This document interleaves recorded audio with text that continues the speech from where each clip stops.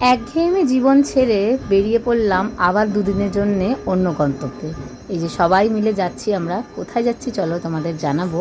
এটা ছিল বৃহস্পতিবার রাতে ট্রেনে গেছিলাম, ট্রেনে তো চলে এসেছি নিউ জলপাইগুড়ি। এখান থেকে আমাদের যাত্রা শুরু হবে। সবুজ ঘেরা পথ, দূরে আকাশ হাতছানি দিচ্ছে, চেনা মানুষজন, একটা আলাদাই শান্তি। মানে এই যে এই শান্তির কোনো তুলনাই হয় না। দুদিনের জন্যে একঘেয়েমি জীবন, ব্যস্ত রুটিন ছেড়ে বেরিয়ে পড়লাম প্রকৃতির কোলে। প্রকৃতির কোলে শ্বাস নিতে। দেখতেই পাচ্ছ কোথায় এসেছি, চলে এসেছি দার্জিলিংয়ে। তো রাস্তায় এখানে একটু সাইট সিন করতে করতে আমরা যাচ্ছি কার্শিয়াং হয়ে। তো এখানে একটা দার্জিলিং হোটেল বলে একটা জায়গা ছিল, সেখানে দাঁড়িয়ে আমরা একটুখানি খাবো। কিছুই তো খাইনি রাত্রির থেকে সেরকমভাবে। মোমো নিয়েছিলাম, কারণ পাহাড়ের দেশ, পাহাড়ের মতন সুন্দর মোমো এখানে কোথাও পাওয়া যায় না, মানে পাহাড়ের জায়গার মতন সুন্দর। তো মোমো খেয়ে আমরা অলরেডি একটা ফলস দেখে নিয়েছি, তারপর আমরা চলে এসেছি এই মনেস্ট্রিটাতে।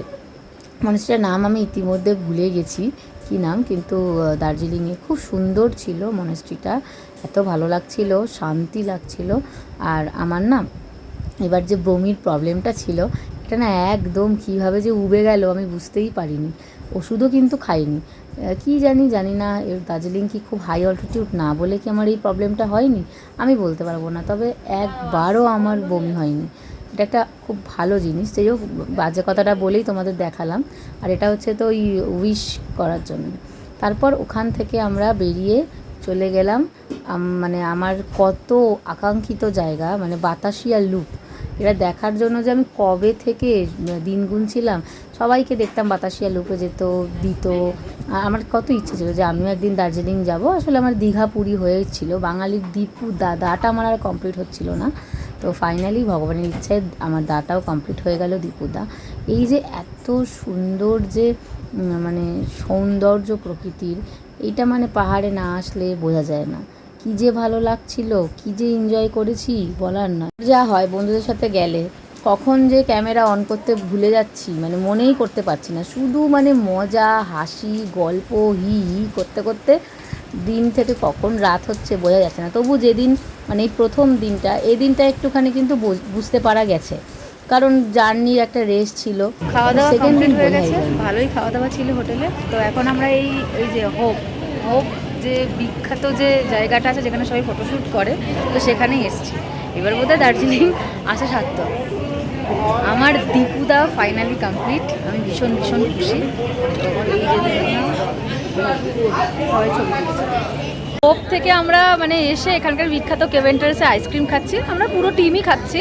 তো এখানে রোজ আর আমি সেম চকলেট নিয়েছি, যেগুলো আমার ইচ্ছে ছিল। ওরা তো একবার দুবার করে তো গেছেই, কিন্তু আমি তো প্রথমবার দার্জিলিংয়ে, তাই জন্য কেভেন্টার্সে নিয়েও এক্সাইটেড ছিলাম।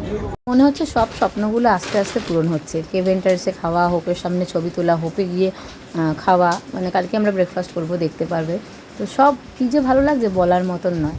তারপর আমরা এখানে আশপাশের স্টলগুলো ঘুরে ঘুরে দেখছিলাম। তো এখানে অনেক কসমেটিক্স বিক্রি হচ্ছিল। ওখানে আজকের মানে 15 তারিখ, আমরা 14 তারিখ ওখানে পৌঁছেছি। রাত্রিবেলা সেলিব্রেট হবে, প্রোগ্রাম আছে সন্ধ্যে থেকেই, সেগুলো সব দেখছিলাম ঘুরে ঘুরে। এখানে শুনেছি নাকি কসমেটিক্সের দাম খুব কম এবং ভালো পাওয়া যায়। তো দেখা যাক, দেখবো আমরা। রাস্তাগুলো এত সুন্দর, বৃষ্টি ভেজা রাস্তা। একদিনই একটুখানি বৃষ্টি পেয়েছি, বৃষ্টি হয়নি বলেই এতটা এনজয় করতে পেরেছি। যদি পাহাড়ে এত ঝমঝমিয়ে বৃষ্টি পড়তো কী যে হতো কে জানে। তো খুবই ভালো লাগছে।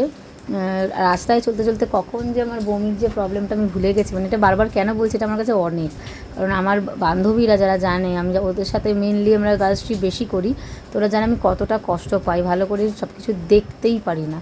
তো এখানে আমি খুব মজা করলাম না, হাসি মজা গল্প করতে করতে অনেক ভিডিও ক্লিপ তোলা হয়নি, তাই ছবির মাধ্যমে তোমাদের গল্পগুলো শোনাচ্ছি। এটা হচ্ছে ওই দার্জিলিং হোটেলে বসে চা খাচ্ছিলাম। এটা হচ্ছে রোহিণী ওয়াটারফলস, যেটা কার্শিয়াংয়ে ছিল। তারপর আমরা চলে গেছিলাম বাতাসিয়া লুপে, এখানেও বেশ কিছু ছবি তুলেছি। খুব ভালো ওয়েদার ছিল, এত সুন্দর লাগছিল। এই যে এখানে গ্রুপ ফটোও তুলেছিলাম, আর মানে ভীষণ ভালো লাগছিলো বাতাসিয়া লুপটাতে এসে। আর এইটা হচ্ছে আমার বান্ধবীও একটাই ছবি তুলেছে, তাও চোখ নামিয়ে। তারপর আমরা চলে গেছিলাম হোপে খেতে, পেস্ট্রি খেতে গেছিলাম। অনেস্টলি বলছি, নামেই চলে, পেস্ট্রিগুলো আমাদের একদম ভালো লাগেনি, অত্যাধিক মিষ্টি। তো কেমন লাগলো জানিও, দেখা হচ্ছে অন্য ভিডিওতে, টাটা।